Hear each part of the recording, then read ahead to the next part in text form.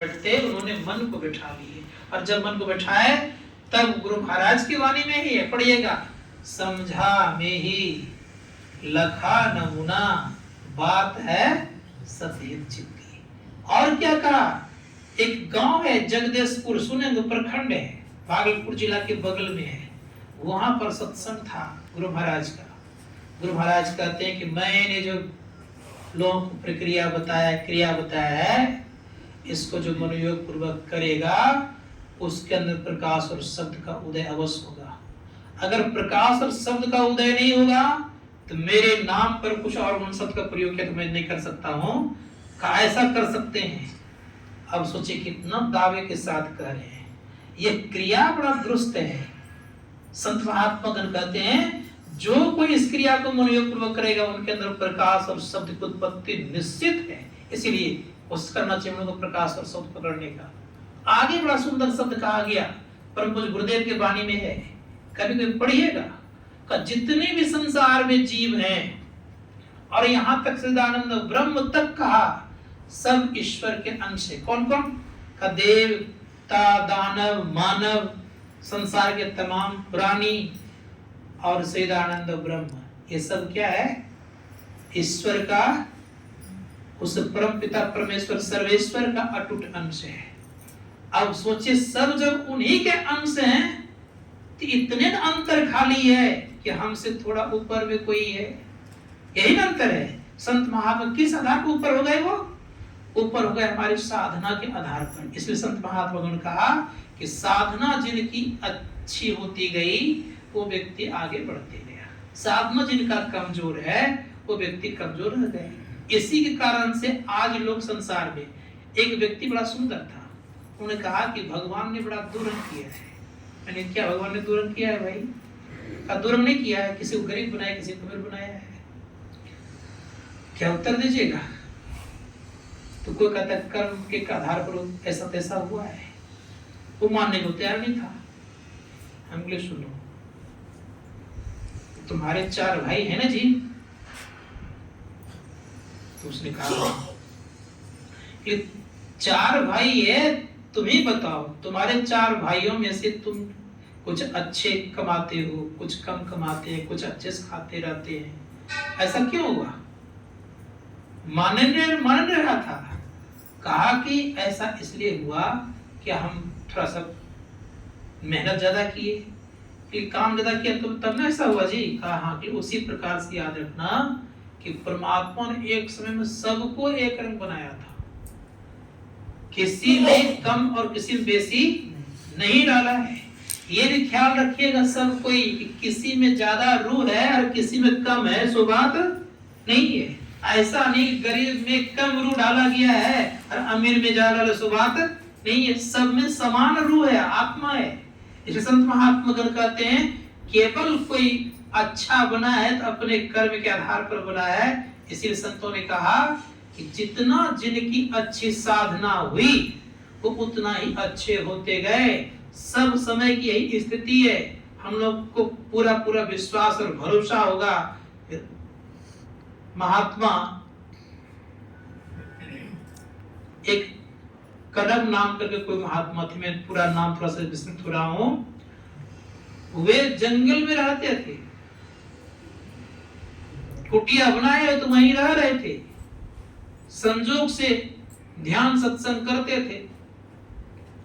और जिस राज्य के अंतर्गत वो जंगल आता था तो घोषणा किए हुए थे कि जो भी व्यक्ति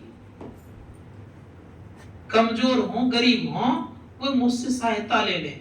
और घूम घूम के सहायता देते थे, इतना सहायता देते थे कि कोई कमजोर दिखते नहीं थे। संजोग से घूमते घूमते चले गए जंगल गए तो महात्मा जी कुटिया ऐसे पड़ा हुआ था, ना कुछ था और उसके खाने का भी कुछ नहीं था। तो महात्मा जी से कहते हैं कि आप मुझसे कुछ ले लो। कहा हम आपसे कुछ लेने वाले नहीं है। कहा क्यों? अरे मुझे सोना बनाने का फार्मूला मालूम है, हम सोना बना सकते हैं, और तुमसे क्या लेंगे हम? हंसने लग गए। का सोना बनाने का फार्मूला मालूम रहेगा तो इतना गरीब रहेगा वो? तो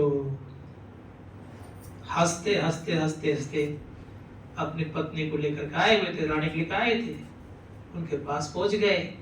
कहा देखो ना महात्मा जी का उपहास कैसा होता है। कहता हम सोना बनाने का फॉर्मूला जानते हैं। कहा कौन ऋषि है? बल्कि ऋषि कदम है। करे वो वास्तव में सोना बनाना जानते हैं। कहाँ गए वो घर। अब रात में राजा को नींद नहीं आती। राजा सोचते हैं कि हम राजा हैं, कहीं संजोग से सोना बनाने का विद्या अगर हम जान जाएं तो निश्चित है कि राज बढ़िया से चलेगा। अब रात के 10 बजे के बाद वो घोड़ा पर बैठ करके गया वहां। पूछते कि राजन रात में? कहा क्यों आए हो? कहा मुझे सोना बनाने की विद्या बता दीजिए। कहा आप बताओ, तुम कंगाल है कि मैं कंगाल हूं? चुप हो गए। कौन कंगाल हो गया? तो कहा कि बता तो दूंगा, लेकिन मेरा शर्त और नियम कायदा है। कहा क्या? कहा नियम कायदा और शर्त ये है कि मेरे यहाँ कम से कम आपको 3 महीना रहना पड़ेगा। सोना बनाने की विद्या के लालच से 3 महीना रहे। जैसे जैसे कहा पता करने लग गए। अब करने जब लग गए तो कुछ अनुभूति होने लग गई, और अनुभूति अच्छी खासी अनुभूति हो गई। देखा कि अब ये हिलने डोलने वाला बंदा नहीं है।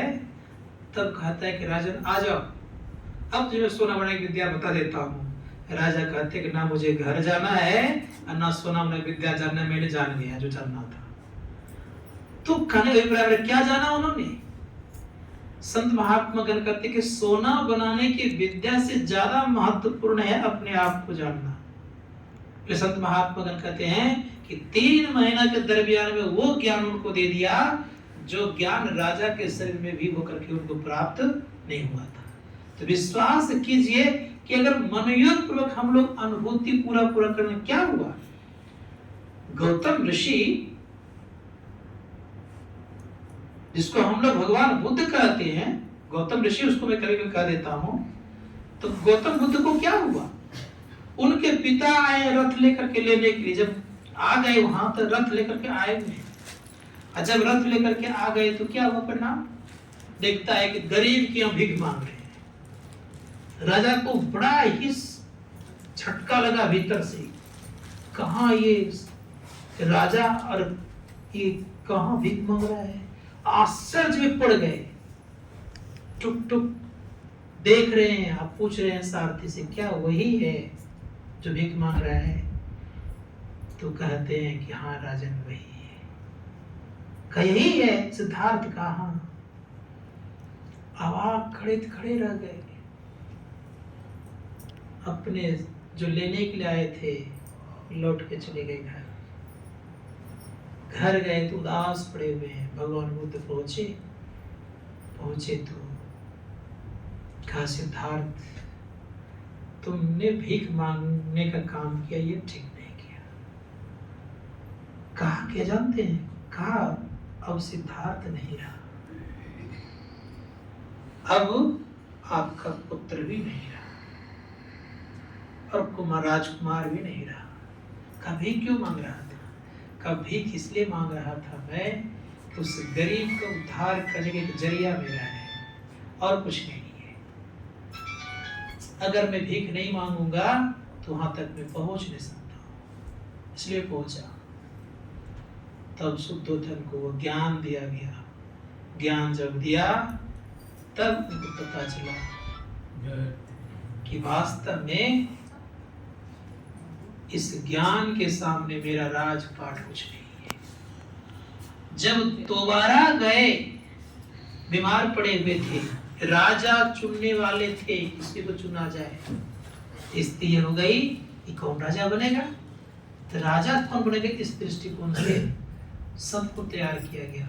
उनके जो चचेरे भाई थे देवदत्त, उस दिन उसने शराब पी लिया और शराब पी करके आने लगे। तो सामने जब आए, सुबोधन राजा बनाने वाले थे, तो भगवान बुद्ध से पूछते हैं किसको राजा बनाया जाए। तो कहा राजा अगर बनाना हो तो मेरे संग में एक भिक्षु है, उसको राजा बना दीजिए। और उसी को राजा बनाया गया, देवदत्त को बनाया नहीं गया। मैं इस बात को कहने जा रहा हूं, अब कहते हैं सुद्धोधन कि संपूर्ण सुखों की जो प्राप्ति होनी थी अब तो मुझे हो गया, लेकिन एक बात खटकती ये है। कहा क्या? कहा खटकती ये है कि मेरा अब दाह संस्कार कौन करेगा। जिस तरह से मीरा को खटक गया था, मीरा ने कहा कि भवसागर सब सुख गयो है, फिकर नहीं मोहि तरनन की, मही लागी लगन गुरु चरणन की। भगवान श्री कृष्ण से कहती हैं कि हे केशव, हे गिरधर, हे गिरधर, भवसागर तो सुख गया है मेरा, मुझे फिक्र नहीं है तरने का। लेकिन एक फिक्र ये है कि लोग ये नहीं कहे कि कृष्ण के भक्ति मीरा की ये लाश पड़ी हुई, ये लोग नहीं कहे, क्योंकि मैंने कोई शिष्य नहीं बनाया, मैंने कोई चेला नहीं बनाया, कोई शिष्य नहीं बनाया, केवल आपके भरोसे रहे।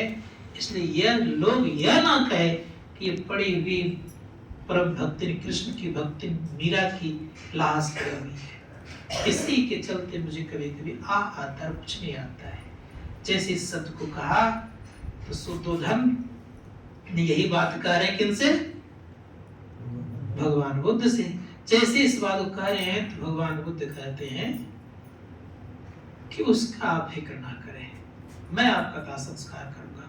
कहा क्या आपका नियम इस बात को स्वीकार करता है? कहा हाँ, ये नियम मैंने बनाया है और मैं आपका दाह संस्कार करूंगा। तब सुद्धोधन आंख बंद करते हैं, शरीर छोड़ते हैं, और जैसे शरीर छोड़ते आंख खुले हुए आंख खुले हुए तो भगवान बुद्ध को देखते देखते शरीर का परित्याग किए। भगवान बुद्ध ने फिर आंख बंद किया, फिर दाह संस्कार किया। संत महात्मा अगर कहते हैं कि ये स्थिति कब, इसीलिए बड़ा सुंदर शब्द कहा गया, जब आपकी स्थिति अच्छी हो जाएगी तो आप अनेकों को तार सकते हैं। इसलिए संतों ने कहा कि अपनी स्थिति बनाने के लिए ही साधन में ध्यान करना चाहिए, मन लगा करके। जब ऐसे साधना भजन करेंगे तो मेरा भी क्या हुआ, भगवान श्री कृष्ण के सामने खड़ी है और ये विनती कर रही है, और विनती जब कर रही है भगवान श्री कृष्ण ने क्या पूरे संपूर्ण शरीर अपने में समा लिए। कहीं नहीं सुने होंगे कि मीरा का चिता रचा है, जलाया गया है, कहीं नहीं सुने होंगे, और केवल 4 अंगुल आंचल बचा। तो संत महात्मा कहते हैं जब अंतर साधना करते हैं तो उनके अंदर प्रकाश दिखता है, प्रकाश का रंग पीला भी होता है। संतों ने कहा आगे उजला भी हुआ करता है। इसलिए जो जो आप आगे बढ़ेंगे उसी में एक शब्द मिलता है। शब्द तो अंधकार भी मिलता है साधकों को, लेकिन संतों ने कहा कि प्रकाश का शब्द श्वेत होता है, उसको श्वेत शब्द कहता है। उस शब्द को जो पकड़ता है उसी शब्द में सार शब्द छिपा रहता है। इसलिए गुरुदेव कहते हैं कि तिल द्वार तक के सीधे सूरत को खजला, अनहद धुनों को सुन सुन चढ़ चढ़ के खोजना। उसी पर चढ़ते जाइए और खोजते जाइए।